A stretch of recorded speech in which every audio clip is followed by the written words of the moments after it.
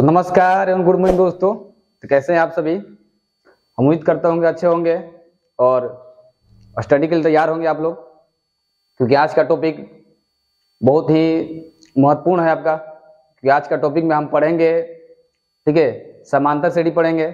समांतर श्रेणी जिसको हम एपी कहते हैं, अर्थमेटिक प्रोग्रेस। उसके बारे में हम जानेंगे। इसमें बहुत सारी चीजों को जानेंगे, जैसे जानेंगे कि फर्स्ट टर्म क्या होता है, सेकेंड टर्म क्या होता है, मतलब पहला पद क्या होता है, दूसरा पद क्या होता है। फिर हम ये पढ़ेंगे कि सार्वंतर किससे कहते हैं, जिसको हम इंग्लिश में बोलते हैं कॉमन डिफरेंस।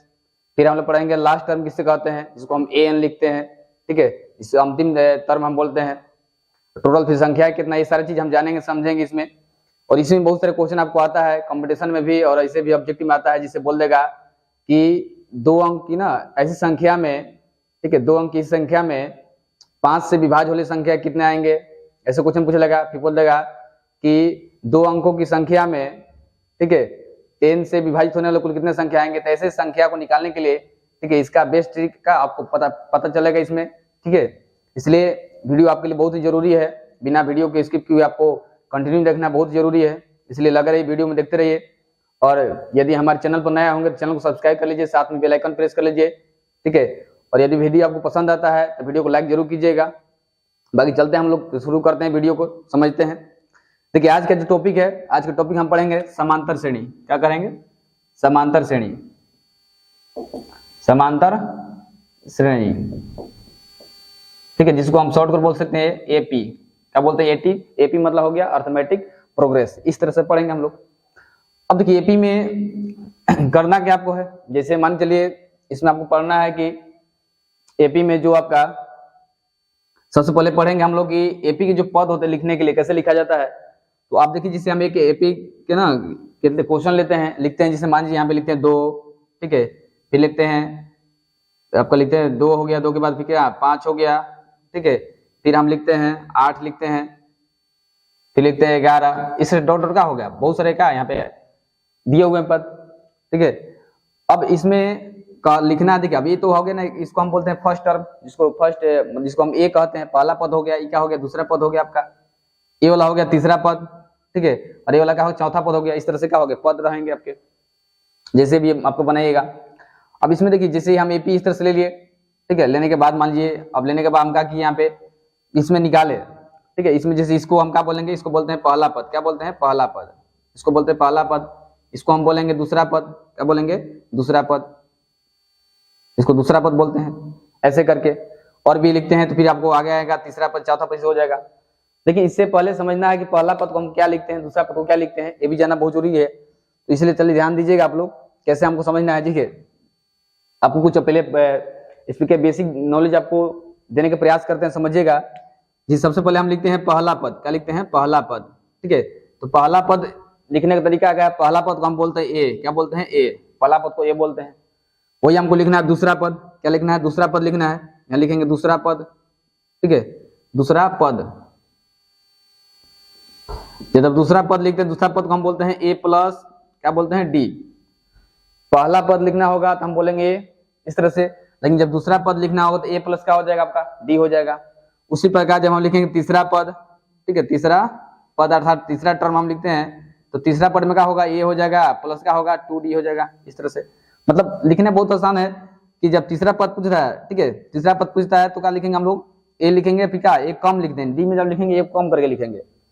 फिर उस जब चौथा पद भी लिखा है, यहाँ लिखेंगे फोर्थ, ठीक है, फोर्थ टर्म हम बोल सकते हैं इंग्लिश में इसको। तब फोर्थ टर्म ना, फोर्थ आपको टर्म हम लिखना होगा तो क्या लिखेंगे यहाँ पे, यहाँ लिखेंगे ए प्लस 3d। क्या लिखेंगे? ए प्लस 3d। इस तरह से लिखा। यदि 5 टर्म हमको लिखना है, 5 टर्म यदि लिखना है तो 5 टर्म हम कैसे लिखेंगे ना, 5 टर्म लिखना है तो कैसे लिखेंगे, यहाँ पे लिख सकते हैं आराम से कि a प्लस क्या हो जाएगा 4d। तो इस तरह से आपको क्या होगा, लिखना है। जब ये क्या होगा, लिखने के लिए आपको देगा एपी में पद लिखने के देंगे, पहला पद क्या, दूसरा पद क्या, तीसरा पद क्या, इस तरह से लिखने के देगा। तो बहुत ही ढंग से क्या करते हैं, आप ऐसे लिख सकते हैं। इस तरह से आपको लिखना है।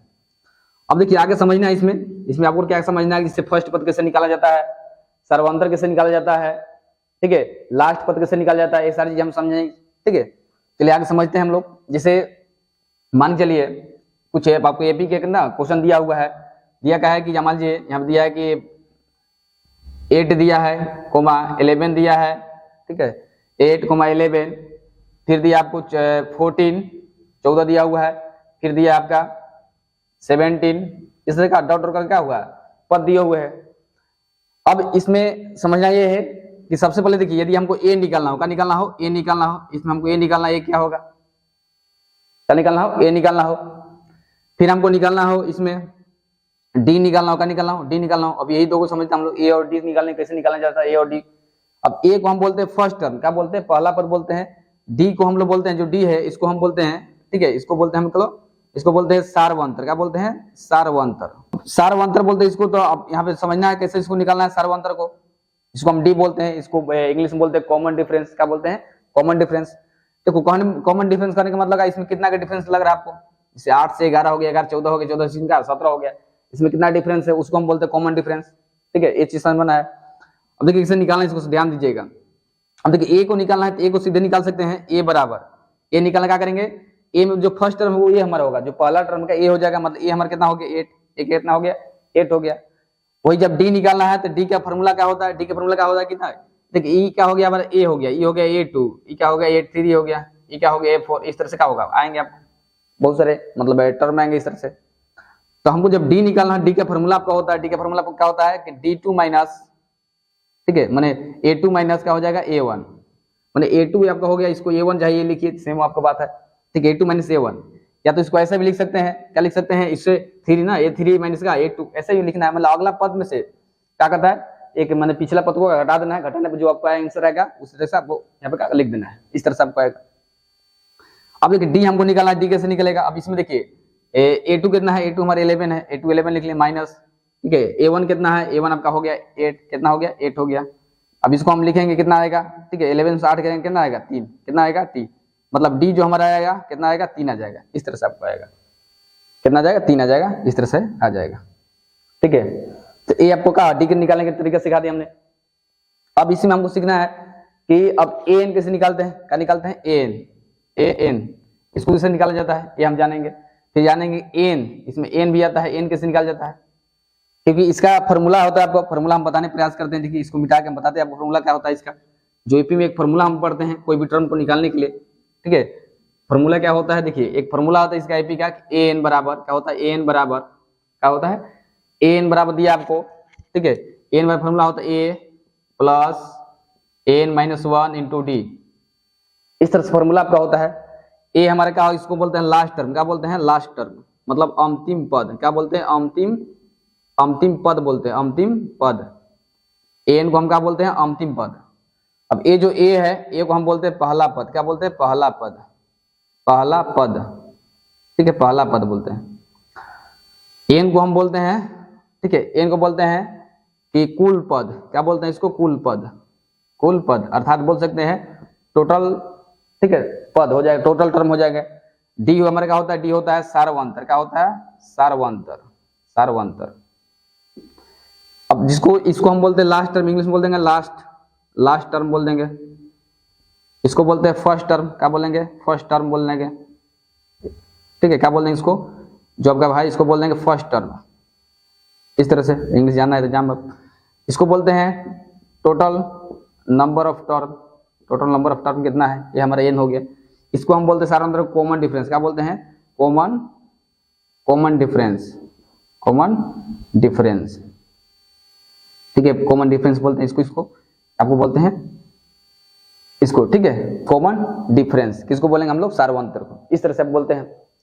अब इसमें ये जो फॉर्मूला है, फॉर्मूला के अनुसार हम कैसे क्वेश्चन को बनाते हैं ये आपको समझाने प्रयास करेंगे। फिर वो भी समझाने प्रयास करेंगे जो हम शुरू बोला कि जो आपका 2 नंबर के जैसे 2 नंबर जिसे बोलेंगे 2 नंबर 2 अंकों की संख्या में, ठीक है, ऐसे संख्या निकाले जो 7 से का विभाज्य हो, कुल कितने संख्या वो आपको निकालने को बोलेगा, ऐसे क्वेश्चन मिलेगा आपको बनाने के लिए। तो उसी बेस हम ना आपको पहले क्वेश्चन बताएंगे, लेकिन पहले थोड़ा सा जो आपको आसान वाला तो थोड़ा समझाने का प्रयास करते हैं हम लोग। चलिए देखते हैं हम लोग कैसे समझना है इसको।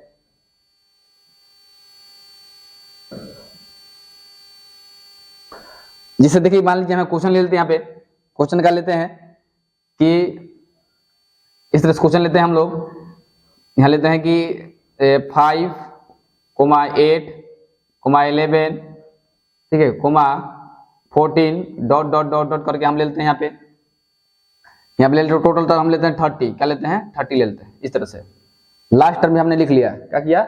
लास्ट टर्म भी हमने लिख लिया। ठीक है, अब यहाँ पे देखना ये है इसमें कौन कौन ये है हमारा, ए कितना है, फिर डी कितना है, फिर ए एन कितना है, 3 चीज हमको मिलना है, फिर एन कैसे कितना है, ये सारी चीज हमको देखना है। ठीक है, देखिए ए हम कैसे लिखेंगे, जो फर्स्ट टर्म इसको हम ए लिखते हैं, तो फर्स्ट टर्म कितना 5 है, तो हमारा 5 हो गया है, हो गया। डी हमको लिखना है, डी कैसे लिखेंगे, तो डी देखिए कैसे निकला है आपको, डी मतलब इन दोनों का अंतर कितना है। ठीक है, डी का फॉर्मूला क्या होता है, डी का फॉर्मूला आपका इस तरह से होता है यहाँ पे कि डी इज इक्वल टू, ठीक है, a2 minus a1, a2 minus a1।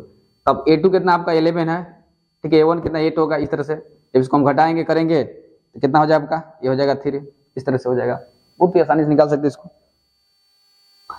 फिर वही हम करते हैं कि इसके अनुसार करते हैं कि आपको देखो डी निकाल दी, कितना निकला 3 रख दिया हमने। अब एन देखिए, एन मतलब का लास्ट टर्म, लास्ट टर्म कितना आपको 30 है, 30 रख दिया, एन कितना हो 30 ओके आ गया। निकालना क्या आपको है, निकालना है एन, क्या निकालना एन कि एन कितना होगा, मतलब टोटल इसमें कितना टर्म है ये आपको निकालना है। यहाँ से स्टार्ट हुआ यहाँ खत्म हुआ, टोटल इसमें टर्म कितने हैं ये आपको बताना है। चलिए इसको निकालने का हम प्रयास करते हैं, कैसे निकालते हैं। देखिए वही फॉर्मूला में आएगा, फॉर्मूला क्या आएगा, एन बराबर A plus N minus 1 into D, इस फॉर्मूला ले लिए। अब यहाँ पे ये ध्यान देना कि एन दिया हो कितना 30, यहाँ रख दिया 30, हमने 30 रख दिया, इज इक्वल टू कर दिए। ए कितना दिया है, ए हमारा दिया है 5, यहाँ 5 रख दिए, प्लस एन देखिए एन ने दिया तो एन का एन रखिए 1 इंटू का होगा डी, इस तरह से निकाल दिया। फिर दिया क्या है कि 30, जो आपका 30 है, 30 के 30 रख लिए, 5 की इधर कर लिए, 5 इधर आ गया, इज इक्वल टू हो गया। अब इसको किए क्या हम लोग, यहाँ क्या बच गया, एन माइनस 1 इंटू का हो गया डी। तो देखिए डी भी कितना दिया है, डी हम लिख लेते हैं, टी हमारा दिया 3, कितना दिया 3 दिया डी, डी लिख लेते 3, यहाँ भी हम 3 लिख सकते थे इस तरह से। अब इसको हम करते हैं, कितना आएगा 30 में से करेगा कितना 25 आएगा, कितना आएगा 25। अब ये 25 आएगा, ठीक है। अब ये जो 3 इधर आएगा यहाँ पे लाते हैं, यहाँ ला देते हैं इसे 3, अब यहाँ पे आ जाएगा एन माइनस 1, ये हो गया। अब इसको कटाते हैं तो कुछ आपको आएगा कटाने के बाद, अब ऐसे हम लिए थे तो अब हो सकता है कटने में पॉइंट आपको आ जाएगा, तो 3 से कटाते हैं हम लोग, कितना आएगा, ठीक है, 3 तरीके मतलब 3 से 21 होता है, ठीक है, 24 होता है 8 बार में 8, और 8 लेने 1 बचता है, तो मैंने 8 पॉइंट जैसे 4 आता है, 4 आएगा लगभग हम ले लिए हैं, इज इक्वल टू कितना होगा एन माइनस 1। अब इसको इधर का लाते हैं हम, ट्रांसफर करते हैं, तो यहाँ पे ट्रांसफर करेंगे तो क्या होगा 8 प्लस 8.4 प्लस 1 बराबर एन, इसको हम कर देते हैं तो एन होगा, इसमें 1 जोड़ जाएगा कितना होगा 8 क्या होता है 9 हो जाएगा, ठीक है। मैंने यहाँ पे इसको जोड़ देते हैं हम लोग, इसको इधर लिख लेते हैं शायद आपको दिखे ना, जो 8.4 है यहाँ पे, तो 8.4 इज इक्वल टू। चलिए दोस्तों, अब हमने कुछ समझ लिया आईपी में कैसे बनाना है। अब आगे कुछ ऐसे क्वेश्चन समझते हैं जो आपके एग्जाम में ज्यादा क्वेश्चन आते हैं, चाहे आप 2 अंकों, ठीक है, 2 अंकों में कुल, ठीक है, 2 अंकों में कुल कितने, 2 अंकों में कुल कितने,